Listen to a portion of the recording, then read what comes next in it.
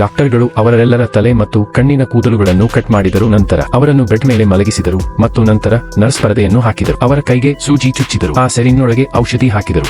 ಆ ಸಮಯದಲ್ಲಿ ಅವರಿಗೆ ನಿದ್ರೆ ಬರುತ್ತದೆ. ನಂತರ ನರ್ಸ್ ಅವರ ಬಟ್ಟೆಗಳನ್ನು ಬಿಚ್ಚುತ್ತಾರೆ. ನರ್ಸ್ ಟ್ರಿಮರ್ ತೆಗೆದುಕೊಂಡರು. ಅವರ ಕಾಲುಗಳ ಮೇಲೆ ಉಳಿದಿದ್ದ ಕೂದಲುಗಳನ್ನು ಕೂಡ ಕಟ್ ಮಾಡಿದರು. ನಂತರ ನರ್ಸ್ ರಬ್ಬರ್ ಟ್ಯೂಬ್ ತೆಗೆದುಕೊಂಡರು. ಅದಕ್ಕೆ ಎಣ್ಣೆ ಹಾಕಿ ಅವರ ಹಿಂದಿನ ಭಾಗಕ್ಕೆ ತುರುಕಿದರು. ಅವರ ಹಲ್ಲುಗಳನ್ನು ತೆಗೆದರು. ಇಲ್ಲಿಗೆ ಕೆಲಸ ಮುಗಿದ ನಂತರ ಅವರನ್ನು ಒಂದು ಕೋಣೆಗೆ ಕರೆದೊಯ್ಯುತ್ತಾರೆ. ಮತ್ತೆ ಇಂಜೆಕ್ಷನ್ ಕೊಟ್ಟು ಅವರ ಮೇಲಿದ್ದ ಬಟ್ಟೆಗಳನ್ನು ತೆಗೆದುಹಾಕುತ್ತಾರೆ. ಡಾಕ್ಟರ್ ಪರೀಕ್ಷೆಗಾಗಿ ಬಂದಾಗ ಯಾವುದೇ ಸಮಸ್ಯೆ ಇರಲಿಲ್ಲ. ನಂತರ ಡಾಕ್ಟರ್ ಹೊರಗಿನಿಂದ ಬಾಗಿಲನ್ನು ಮುಚ್ಚಿದರು. ತಕ್ಷಣವೇ ಕೆಲಸ ಆರಂಭಿಸುತ್ತದೆ. ಹ್ಯಾಂಡಲ್ ಮೇಲಕ್ಕೆತ್ತಿದಾಗ ಒಂದು ಕೆಂಪು ಲೈಟ್ ಆನ್ ಆಗುತ್ತದೆ. ಮೆಷಿನ್ ತನ್ನ ಕೆಲಸ ಶುರು ಮಾಡುತ್ತದೆ. ಪ್ರತಿಯೊಬ್ಬರೂ ಫಲಿತಾಂಶ ನೋಡಲು ಕಾಯುತ್ತಿದ್ದರು. ಪ್ರಕ್ರಿಯೆ ಮುಗಿದಾಗ ಇಲ್ಲಿ ಡಾಕ್ಟರ್ ಬಾಗಿಲು ತೆರೆಯುತ್ತಾರೆ.